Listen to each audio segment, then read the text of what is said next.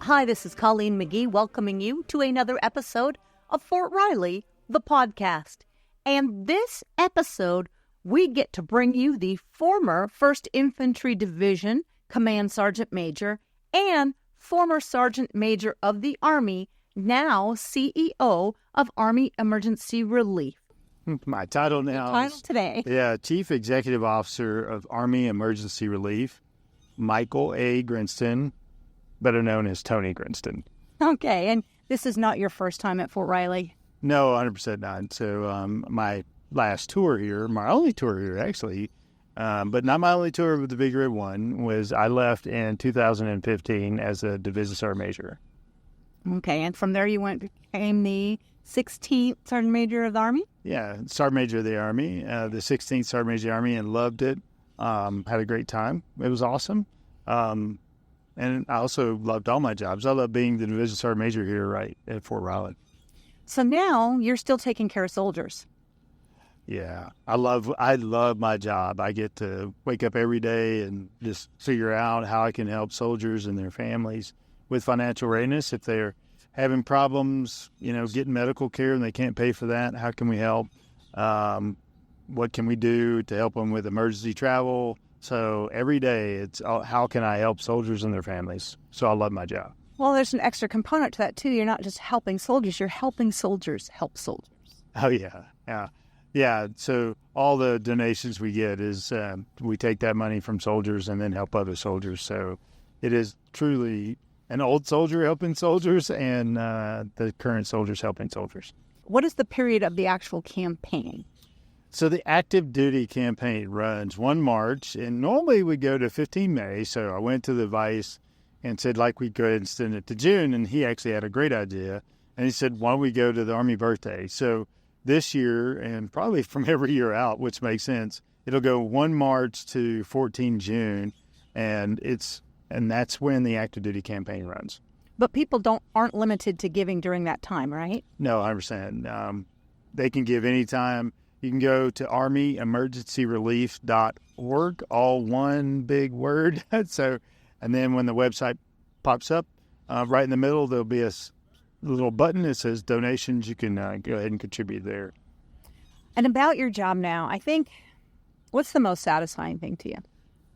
The most satisfying thing is kind of what I said already, is every day I get a chance to help a soldier. Everything I do, no matter if it's talking to people about, hey, how do I get money to AER? Everything I do in the back of that is trying to help a soldier and their family through readiness. And I'll give you the example is when an extraordinary thing comes up every once in a while, I get to call people. And we had a first sergeant, and unfortunately, they'd lost a newborn child. And I called him and I said, hey, is there anything else you need from AER? So that's the most satisfying, is when somebody's going through something so stressful. Hopefully I can take one stress away from them, is the financial burdens of something like that. So that's a joy. I mean, I get to help soldiers, and because I love them so much, that's the most satisfying thing, is just helping them out. Cool. Is there anything I should have asked you that I didn't?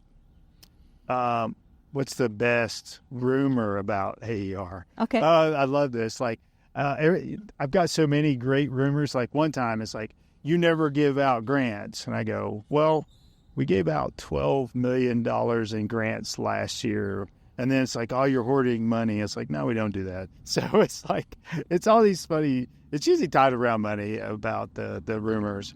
And it's not true. We gave out $21 million last year in grants and scholarships. And believe it or not, all the donations for last year was only $11.5 million. So we give out more money than we take in.